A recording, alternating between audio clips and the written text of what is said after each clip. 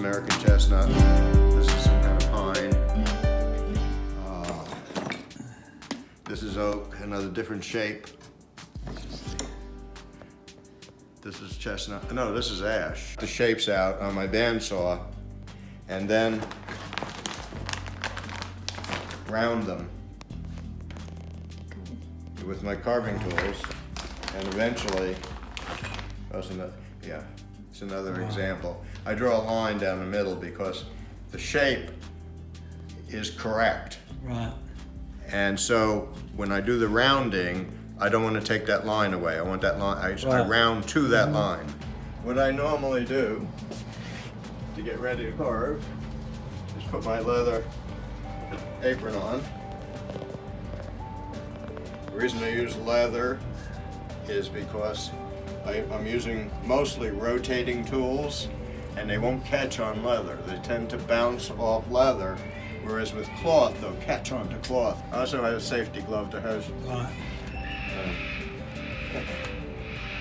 it has wires and Kevlar inside. Yeah.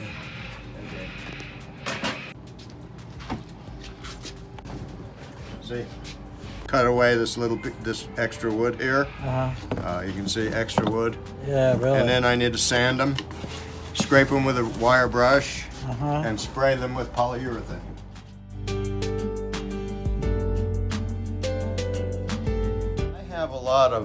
I have to do rough shaping first. And so I have tools. If the piece of wood is round, I can't cut the shape on the bandsaw because it's round, it'll roll, and it's dangerous. So I have to do that by hand.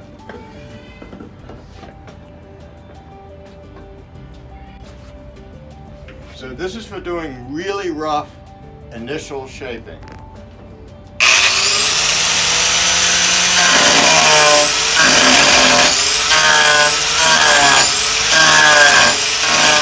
This is another rotating tool.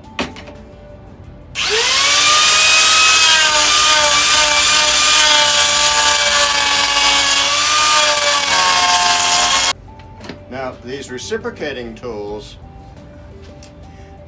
they're spring-loaded.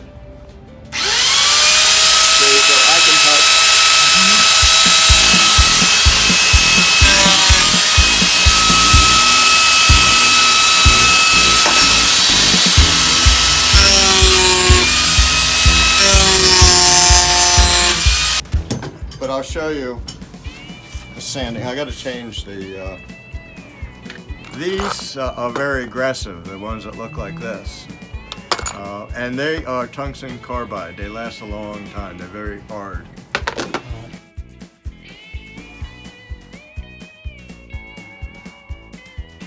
This is my normal carving position.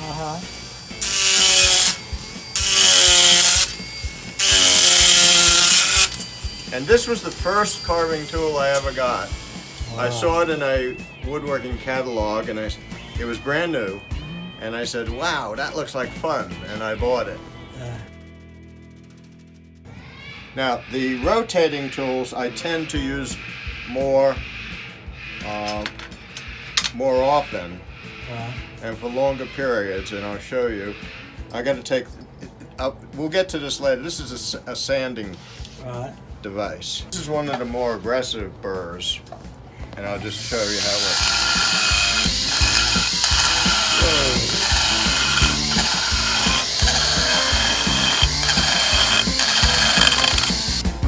So what I do is I've cut this,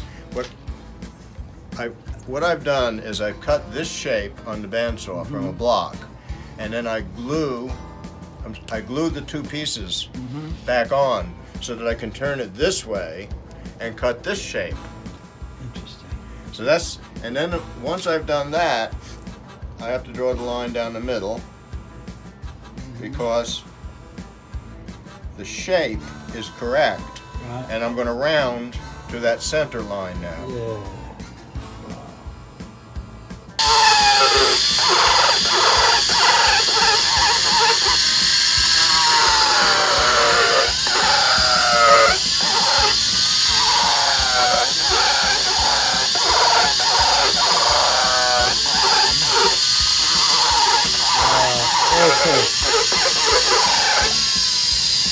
Get enough?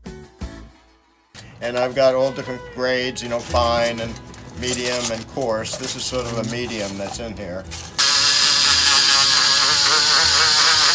And I would wear a dust mask if I were really doing this. Little birds don't have any detail. Well, they have eyes. I have to put the eyes in. Right, right. And I have a metal tube that I put in the collet, All right. and I press the metal tube to the wood, and it burns a round hole, Okay. and that makes the eyes. These are the little nuthatches that go on the wall hangings, and on the bigger birds, it's the detail around their claws and around their beak. On these guys, I have to do a little detail on the backs of their wings.